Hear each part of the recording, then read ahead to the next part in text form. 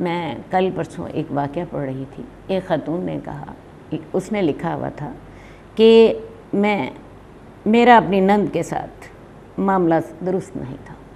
میں نے جب یہ صلہ رحمی کے بارے میں پڑھا تو میں نے دل میں سوچا کہ میں اسے تعلق بہتر بنا لوں. میں اس کے موقع کی تلاش میں تھی.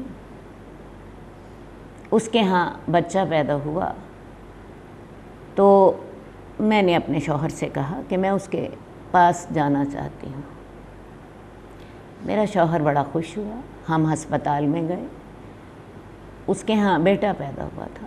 میں نے وہاں جا کے اس کا حال حوال پوچھا اور یہ بھی بچے کو گود میں لیا اور نند کے ساتھ باتیں کرتی رہی.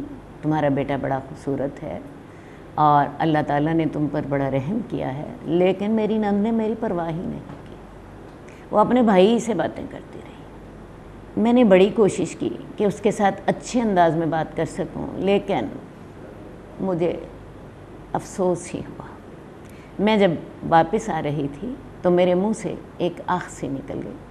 میرے شوہر نے سن لی, لیکن میں نے دل میں پکا وعدہ کیا ہوا تھا کہ میں اس سے نیکی کا سلوک کروں گی. اس لیے میں نے اس موضوع پر کوئی بات نہیں کی. کہتی ہیں کہ اگلے دن میں نے اپنے نند کے بچوں کے لیے کھانا بنایا اور ان کے گھر پہنچ گئی. ظاہر ہے ماں ہاسپٹل میں تھی, بچے گھر میں اکیلے تھے. میں نے انہیں کھانا کھلایا اور ان کے ساتھ وقت گزارا اور پھر میں گھر واپس چلی گئی. اگلے دن مجھے یہ رسپانس ملا کہ میری نند میرے اس کام سے خوش تھی, بچوں نے میرے اس عمل کو پسند کیا تھا. میں اگلے دن پھر کھانا بنا کے ان کے گھر چلی گئی اور بچوں کو کھانا کھلایا اور کھانا کھلانے کے بعد میں گھر واپس آ گئی. تو پھر مجھے 3 دنوں کے بعد میری نند کو چھٹی ہو گئی. چوتھے دن جب میں ان کے گھر کھانا لے کر گئی تو تب میری نند جو تھیں وہ میرے سے گھل مل چکی تھی. اصل میں ہوتا یہ ہے کہ بعض اوقات ہم اتنے بے صبرے ہو جاتے ہیں, تھوڑی سی نیکی کر لیتے ہیں اور ہم سوچتے ہیں کہ اس نیکی کا ہمیں رسپانس کیوں نہیں مل رہا, اور اس کے بعد ہم اپنی نیکی چھوڑ دیتے ہیں. جب میں نے یہ واقعہ آپ کو صرف اس لیے سنایا ہے کہ آپ کو اندازہ ہو جائے کہ نیکی کرنی ہے اور کر کے اجر اللہ سے لینا ہے. اجر اللہ سے لینا ہے. اگر یہ بات نظر کے سامنے ہو تو اللہ معاملے آسان فرما دیتے ہیں. حدیث کا پہلا حصہ تھا سل من قطع کا, واتی من حرامہ کا, اس کو دے جو تجھے محروم کرتا ہے. بعض اوقات رشتہ دار جو ہوتے ہیں وہ جائیداد میں سے حصہ نہیں دیتے. بعض اوقات جو عام رشتہ داری کے حق ہوتے ہیں وہ ادا نہیں کرتے. آپ کے ساتھ ان کا رویہ درست نہیں ہوتا. تھوڑا سا صبر کر لیجیے, تھوڑا سا صبر کر لیجیے. وہ آپ کو نہیں دے رہے, آپ دے دیجیے. انہوں نے کبھی آپ کے بیٹے کو مبارک نہیں دی, آپ پہل کر لیجیے. وہ آپ کے گھر کبھی نہیں آئے, آپ ان کے گھر چلے جائیے. انہوں نے فلاں موقع پر آپ کی عیادت نہیں کی تھی, آپ اس موقع پر ان کی عیادت کر دیجیے. جس چیز سے انہوں نے آپ کو محروم رکھا ہے آپ انہیں دے دیں. اور واعف عمن ظلمک, اسے معاف کر دیں جو آپ کے ساتھ ظلم کر رہا ہے. ہمیں ساری تکلیف یہی ہوتی ہے نا, فلاں نے میرے ساتھ یہ زیادتی کی, فلاں نے میرے ساتھ یہ زیادتی کی, فلاں نے میرے ساتھ یہ زیادتی کی. اور اگر ان کو دیکھیں, غور سے دیکھیں, زیادہ بڑی بات نہیں ہوتی. تھوڑا سا اپنے دل کو کھلا کریں. اللہ کے رسول صلی اللہ علیہ وسلم کو دیکھیں کیسے معاف کر دیتے ہیں. مجھے اس وقت قرآن مجید میں سورہ نور میں حضرت عائشہ پر جب تہمت لگی وہ واقعہ یاد آ رہا ہے. حضرت عائشہ پر غزوہ مستلق سے واپسی پر تہمت لگ گئی. حضرت ابو بکر رضی اللہ تعالی عنہ کو جب پتہ چلا کہ ان کا بھانجا مصطح بن اثاثہ بھی اس میں شریک ہے تو حضرت ابو بکر کو بڑا دکھ ہوا. مصطح بن اثاثہ اور ان کی والدہ ان دونوں کو حضرت ابوبکر نے اپنے گھر میں رکھا ہوا تھا۔ یہ حضرت ابوبکر کی خالہ زاد بہن تھی، تو بہن اور بانجے کو حضرت ابوبکر ہی اسپانسر کر رہے تھے۔ جب انہیں یہ اندازہ ہوا کہ مصطح بن اثاثہ بھی تہمت لگانے والوں میں شریک ہیں، قسم کھا لی میں آئندہ سے ان کے ساتھ نیکی نہیں کروں گا۔ اللہ تعالیٰ نے قرآن مجید میں آیات اتار دی کہ تم میں سے فضل والوں کو اور مال والوں کو یہ قسم نہیں کھا لینی چاہیے کہ وہ مہاجرین، مساکین اور اپنے رشتہ داروں کو نہیں دیں گے۔ اور پھر اللہ تعالیٰ نے فرمایا وَلْيَعْفُوا وَلْيَصْفَحُوا، انہیں معاف کر دینا چاہیے، انہیں درگزر کر دینا چاہیے۔ اَلَا تُحِبُّونَ أَن يَغْفِرَ اللَّهُ لَكُمْ، کیا تم یہ پسند نہیں کرتے کہ اللہ تمہیں معاف کر دے؟ اور جب یہ آیت اتری، ڈائریکٹ خطاب حضرت ابوبکر سے ہوا کہ کیا تم پسند نہیں کرتے کہ اللہ تمہیں معاف کر دے؟ حضرت ابوبکر نے جب یہ سنا تو کہنے لگے کیوں نہیں، میں ضرور پسند کرتا ہوں کہ اللہ مجھے معاف کر دے۔ اور پھر حضرت ابوبکر نے اس کا جو پہلے والا وظیفہ تھا یا جو پہلے والی جو اس کی امداد آپ کر رہے تھے وہ بحال کر دی، بلکہ بعض احادیث میں آتا ہے کہ انہوں نے پہلے سے دگنا کر دی۔ تو صلہ رحمی کے یہ تقاضے ہیں، صلہ رحمی کے ساتھ اللہ تعالیٰ معاف کر دیتے ہیں۔ کیا تم پسند نہیں کرتے کہ اللہ تمہیں معاف کر دے؟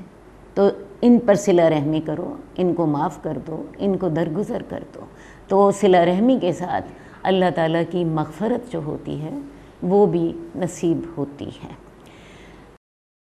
صلہ رحمی جو ہے یہ انسان کے لیے خاندان میں جب وہ رہتا ہے بہت اہم ہے، بہت اہم ہے اس کی دنیاوی زندگی کے لیے، اور آخرت میں اللہ تعالیٰ نے اس کے لیے جنت کا وعدہ کیا ہے، اس کے لیے رحمت کا وعدہ کیا ہے، فراخی رزق کا وعدہ کیا ہے، اس کے لیے مغفرت کا وعدہ کیا ہے۔ یہ تمام فائدے جو ہیں یہ ہمیں صلہ رحمی سے مل جاتے ہیں۔ اب صلہ رحمی کی ترتیب کیا ہونی چاہیے؟ صلہ رحمی کے لیے رسول اللہ صلی اللہ علیہ وآلہ وسلم سے صحابہ نے سوال کیا کہ ہمیں کس ترتیب سے خرچ کرنا چاہیے، تو آپ نے فرمایا وَابْدَأْ بِمَنْ تَعُولُ، سب سے پہلے ان سے ابتدا کرو جن کے تم ذمہ دار ہو، ثم امک ثم اباک، پھر تیری ماں، پھر تیرے باپ، پھر تیری بہن، پھر تیرے بھائی، اور پھر ان سے جو رشتہ قریب ہے، پھر ان سے جو رشتہ قریب ہے۔ یعنی سب سے پہلے جن کی ذمہ داری انسان پر ہے، اہل و عیال، والدین، ان میں سے بھی پہلے ماں، پھر باپ، اور اس کے بعد بہن اور بھائی۔ حضرت عبداللہ بن مسعود سے روایت ہے، رسول اللہ صلی اللہ علیہ وآلہ وسلم سے پوچھا گیا کہ ہم اپنا مال کیسے خرچ کریں، تو آپ نے فرمایا تھا وَابْدَأْ بِمَنْ تَعُولُ، اس کے ساتھ ابتدا کرو جس کی تم پر ذمہ داری ہے، تمہارے اہل و عیال ہیں، امک و اباک، تیری والدہ، تیرا والد، اختک و اخاک، تیری بہن اور تیرا بھائی، اور ثم ادناک، جو تم سے زیادہ قریب ہو۔ ان کے بعد جو جتنا قریب ہوتا جائے گا اتنی صلہ رحمی کرنی لازمی ہوگی۔ اپنے خاص طور پر اپنے یتیم رشتہ داروں کے ساتھ صلہ رحمی کریں، ان کی مالی سرپرستی کریں، ان کی ذمہ داری اٹھائیں، اپنے بچوں کی طرح اگر انہیں گھر میں رکھ سکتے ہیں تو انہیں گھر میں رکھیں، ورنہ ان کی سرپرستی کریں، ان کی تعلیم و تربیت، ان کی صحت اور دوسرے جو مسائل ہیں ان میں ان کی رہنمائی کریں۔ یہ سوچ کر یتیموں سے محبت کریں کہ یتیم ہونا کوئی ان کا اپنا قصور نہیں ہے، ہمارے بچے بھی تو یتیم ہو سکتے تھے۔ اللہ تعالیٰ نے اگر ہمیں اپنے بچوں کے سر پر باقی رکھا ہے تو یہ خاص اللہ کی رحمت ہے۔ یتیم ہونا کوئی کسی کی ذاتی برائی تو نہیں ہے، یہ تو اللہ کی طرف سے ایسے ہوا کہ اس کے سر سے والدین کا یا خاص طور پہ والد کا سایہ اٹھ گیا تو یہ سوچ کر یتیموں کے ساتھ محبت بھی کریں، ان کی سرپرستی کریں، ان پر اگر انہیں ضرورت ہے تو مال خرچ کریں، ورنہ ان کی زندگی میں رہنمائی کریں۔ صلہ رحمی کرنے کے بارے میں اللہ تعالی ہمیں یہ سب باتیں سمجھنے کی توفیق عطا فرمائے اور عمل کرنے کی توفیق بھی عطا فرمائیں، کیونکہ ہمارے معاشرے میں رشتہ داری کا تصور بہت اور طرح کا ہے، اس تصور سے جو تصور ہمیں دین عطا کرتا ہے۔ بآخر دعوانا ان الحمد للہ رب العالمین۔ جئنا إلى الدنيا كي ندعو إلى الله، لننشر الخير في الكون الذي حارى، ونرسل العطر من روض الهدى الزاهي، ويشرق السلم أنوارا وأنوارا. جئنا إلى الدنيا كي ندعو إلى الله، لننشر الخير في الكون الذي حارى، ونرسل العطر من روض الهدى الزاهي، ويشرق السلم أنوارا وأنوارا. الله الله الله أكبر، الله الله الله أكبر.